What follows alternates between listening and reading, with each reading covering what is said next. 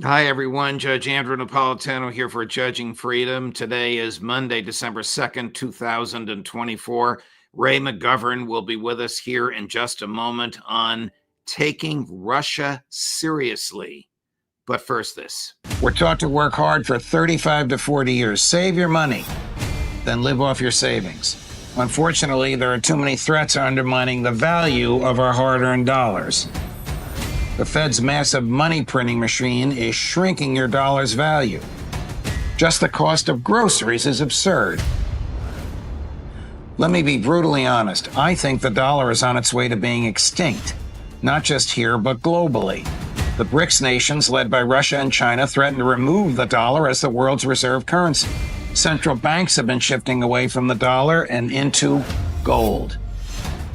And if we go to central bank digital currency, that will not only destroy the dollar, but we will lose our freedom. We will lose our privacy. They can track anything we do. You need to take care of yourself and your family. So here's what you need to do. Immerse yourself in knowledge and information. The writing is on the wall. Now is the time to consider shifting some of your dollars into gold and silver as your bedrock financial asset. Call my friends at Lear Capital, the leader in precious metals, investing for over 27 years. They help me diversify into gold and silver. They can help you too. Call Lear today at 800-511-4620, 800-511-4620, or go to LearJudgeNap.com. Ray McGovern, my dear friend, welcome here. Thank you for that lost interview, which we played to great delight and fanfare over the weekend. My favorite comment from one of the viewers was, Ray is 007. Does the United States take Russia seriously, whether before or after the Oreshnik missile was fired? Well, before is easy. The answer is no. The United States, such as it is, with Blinken and Sullivan running the show, have not taken Russia seriously. The question is, what will they do now? Right. Many times in the past, Putin has said, will you listen now? Now will you listen? Well, at Astana, I heard this sort of an astonishing Astana speech last Thursday, where he, very, very deliberately went through the details of this new missile, the Oreshnik, okay? And let me just cite a couple of sentences because it's really quite germane here. Please the do. Oreshnik system has no equivalents in the world. The system deploys dozens of homing warheads that strike the target at a velocity of Mach 10. The temperature of the impact elements reaches 4,000 degrees Celsius, okay? Consequently, everything within reach, the explosion's epicenter, is reduced to elementary particles, turning everything into dust. Okay, the missile is capable of destroying even heavily fortified structures and those located at significant depths where Zelensky is hiding now. Lastly, but not leastly, the Ministry of Defense, says Putin, and the General Staff of the Russian Army are currently identifying targets for strikes within Ukraine. This may include military installations, defense industry sites, or decision-making centers in Kiev, all the more so since the Kiev regime has repeatedly attacked us again with these longer-range missiles. So the Russians are feeling pretty smug about all this. The TV programs last night, my friend Gil Doktorov tells me, the question was, what should the Russians do now with respect to the West? And the answer was, hands up, hands up.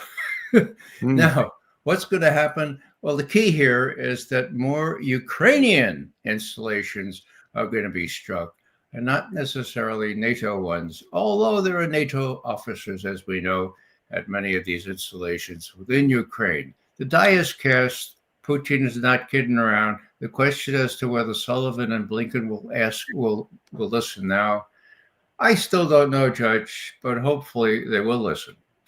I mean, will General Keith Kellogg, who's President-elect Trump's emissary and was talking over the weekend on Fox about defeating Russians, will he listen? Will Mike Waltz, who Yeah. is President-elect Trump's national security advisor and made similar comments 10 days ago, will he listen? Well, Does well, American intel know the power and strength of Oreshnik? Can it the verify and confirm what President Putin said the weapon can do? The answer is yes. And as you know, Ted Postal has pretty much verified that from a physics point of view. You mentioned Kellogg. Months ago, there was this Kellogg Fred Fleitz proposal, which actually makes a little bit of sense. In other words, if Kellogg and Fleitz are permitted by Trump to go down this road, there's not an awful lot of distance between a ban on Ukrainian entry into NATO forever or for 10, 20 years or something like that. That can be talked about. I don't think the Russians are going to give up on that easily. But, the other things are, it's a sensible and realistic starting point. I made some notes on it here. Putin's terms in June of 2024, this year, well, it's not an ultimatum. They don't care about territory. And most of all, in my view, if you believe what Biden said and Blinken and Sullivan, that the Russians are going to go into Poland and the Baltic states, well, here's a golden opportunity for Trump to say, okay, I got the Russians to agree not to attack Poland, not to attack the Baltic states, actually not even to go west of the Dnieper River. How about that? He could say that with everybody believing that earlier Russia had that intent. Do the American neocons, whether it's General Kellogg or Mike Waltz, whether it's Tony Blinken on his way out or Jake Sullivan on its way out, whether it's Joe Biden, probably doesn't have serious thoughts about this any longer, or Donald Trump, do they really believe that Iran is a serious threat to the national security of the United States of America? Do they honestly believe that? No, this is all Israeli fairy tales, and our position on this is dictated solely by Israel. I want to say a word about Kellogg. Now, I like the fact that he's almost as old as me, Judge. Right? that means he fought in Vietnam. All right, he knows a little bit about what war is like. Unlike these Austins and these other prima donnas that have bubbled to the top of the Pentagon. Okay, so I have some hope that if he's given his head with the Fleitz Kellogg proposal, there's room to negotiate there. It would be different if the Russians really wanted to go and take over all Ukraine. They don't. If they wanted to take Poland, but they don't. Okay, they already indicated back in April of 2022 they would settle for a lot less than they occupy now, as long as Ukraine didn't try to get into NATO anymore. That's the big rub. Does General Kellogg understand that? Oh, I believe he does. Yeah, and Fred Fleitz, his right-hand person, does. I mean, these people are pretty smart people. And as I say, it all depends on whether Trump is adroit enough to say, well, all right, I can play this game. I can rhetorically say, we won. We prevented Putin from going to Poland and the Baltic states. It's kind of a no-brainer from a rhetorical point of view. And Putin doesn't want to go, I believe Putin doesn't want to go any farther than the Dnieper River. And then there's the makings of a deal so long as Russia's security is ensured, which has not been the case for the last decade. What is the state of affairs in Syria today, and what is the Russian-Syrian connection? Well, Judge, it's really interesting. We decided after we got bogged down in Iraq, and after we messed up Libya forever, and we said, next on the neocon list would be Syria. Now they had that revolution in 2011. We took advantage of that. That's we, Western intelligence services, and we cultivated moderate rebels. Moderate rebels. They used to be called Al Qaeda or Al Nusra. Now they're called, I wrote it down here, Hayat Tahrir al Sham, or HTS, sort of an inversion of Harry Truman, not HST, Right. HTS, okay? So it's the same group, okay? Now they've been trained and they're supported by the US. Matter of fact, there was this really embarrassing situation where General Lloyd Austin, at the time head of CENTCOM, was asked to testify to what happened to that $500 million that we invested in training these moderate rebels to do our bidding in Syria. He testified before Congress.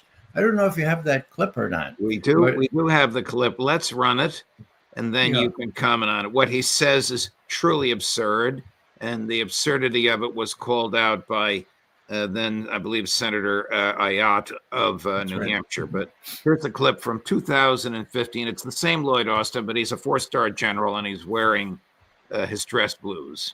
It's a small number, and the ones that are in the fight is we're talking four or five. So. As I see it right now, this 4 or 5 U.S. trained fighters, let's not kid ourselves, that's a joke. So the United States of America, through the military and the CIA and other means, spent $500 million to train 4 or 5 people. Is that true? Yes, it is. I mean, this is sworn testimony before Congress. I was struck at the time that he didn't seem to be embarrassed, The attitude is vis-a-vis Congress, the Pentagon.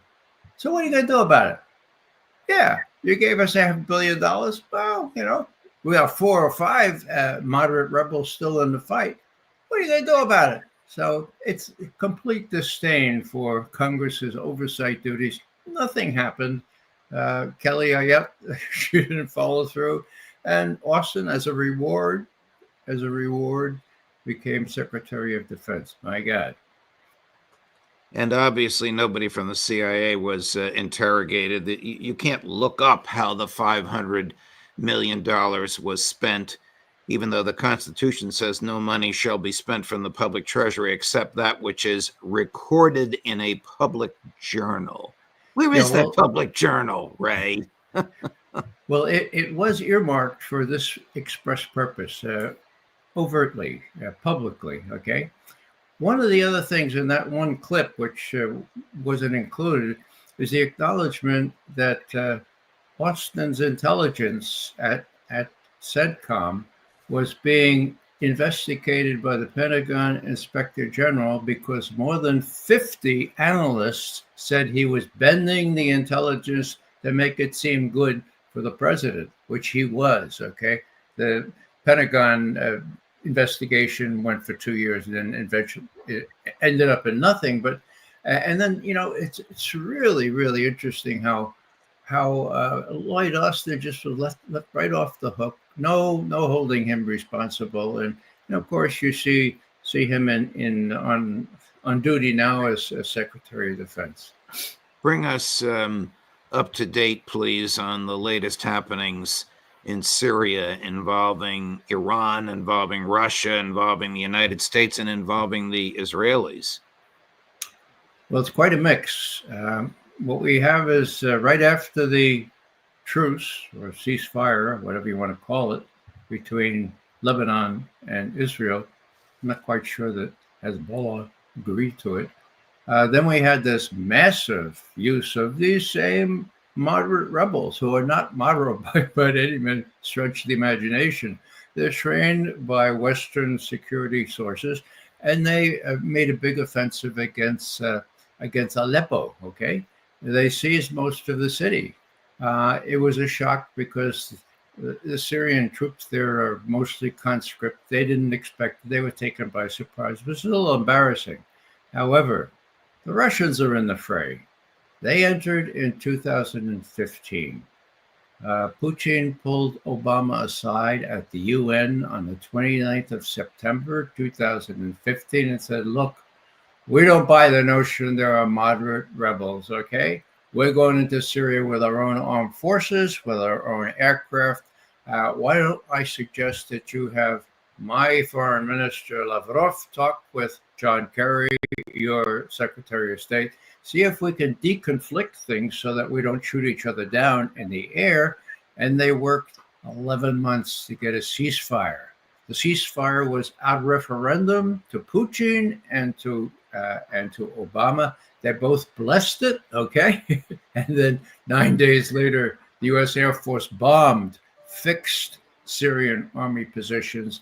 End of ceasefire. It was the U.S. Air Force that was running things in those days, and Kerry pretty much admitted it. It was pitiful performance on the part of Kerry. He confessed later that this was the most confusing complex of issues that he ever dealt with in his public life. And so in the interviewer says, well, why did you think you could get a ceasefire? He said, well, I thought we could align the forces the way we want, but we couldn't do it. Hello, another manifestation of this exceptionalism where we can align the terribly complicated forces.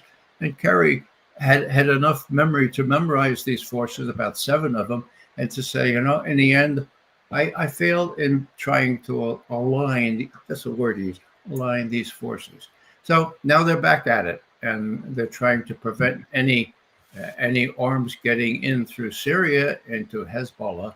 But it's very, very dicey, and I think my guess would be that between Russian bombing and a reconstituted front by the Syrian army, these people will be dealt with. Will take a while, but they will be dealt with, and Hezbollah will still get enough arms to keep doing what it has been doing. Add to this mix Turkey. Well, Turkey is, the Russians are just perplexed. So, Turkey is doing this for its own purposes, of course, but it's a major player here. They have a Kurdish problem, okay? And they don't want any Kurdish republic or any Kurdish groups gaining strength in southern Turkey. And so turn them into Syria. Let the refugees go back into Syria. It's really so cynical that it's worthy of a Blinken or a Sullivan sort of operation. But Erdogan is in trouble deep now with the Russians and with other people who thought that Bashar al-Assad was safe for a while. I still think he's safe, but it's going to take another struggle to get these folks out of Idlib and out of Aleppo. So Turkey is either in BRICS or has made an application to join BRICS. Is it actively, aggressively fighting against Russian military forces on the ground or in the sky over Syria? Yeah, I would say their chances are much less given what Erdogan has done over the weekend and last few days. Say again? Their chances are much less of getting into BRICS, Turkey. Right. I think the Chinese are also up in arms. I guess when I ask this question to our dear friend and colleague, Larry Johnson, he'll say, hey, Judge, can you spell OIL? That's part of it. It's more a strategic thing, in my view, with Israel really wanting a safe space in Syria. And, way back when, back in 2013, after Putin had pulled Obama's chestnuts out of the fire, allowing a situation where Obama would not have to make overt war on Syria, well, they were kind of up in arms, and they were just distraught because they were deprived of their war. Now, at that time, the New York Times bureau chief in Jerusalem talked to top-level Israeli officials. And so, what's your preferred outcome in Syria? And some of them said, one of them said, he was a previous consul general in New York. He said, look, Jody, it's a little embarrassing to say this, but our preferred outcome in Syria is no outcome. As long as the Sunni and Shia are drawing blood from each other, That's just fine. It doesn't look pretty, but as long as they're doing that, Israel has no problems with Syria. Chaos is what we want. Now, that made the front page of the New York Times lead article on the 6th of September 2013. Look it up. All the censors must have been out in East Hampton sipping martinis or so over the Labor Day weekend, but it got in there. Look it up. It's an amazing sort of admission by the Israelis that, look, we want Bedlam in Syria. That makes us feel secure. Is there adversity today between President Assad's government and Prime Minister Netanyahu's government, or is it the Israeli perception or propaganda that Assad is arming Hezbollah? No, Assad has, well, Hezbollah bailed Assad out about a decade ago. Right. I mean, the Alawites and the Shia are very close. Some of them think them identical.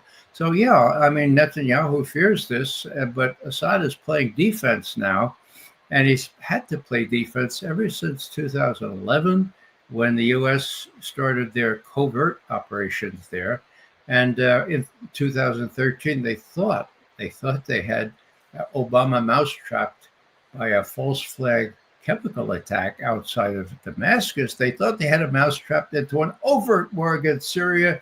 And I tell you, Judge, I was at the top of the CNN building when all this went down, and I opened the door and knocked over this little fellow. His name was Paul Wolfowitz, and next to him was Joe Lieberman.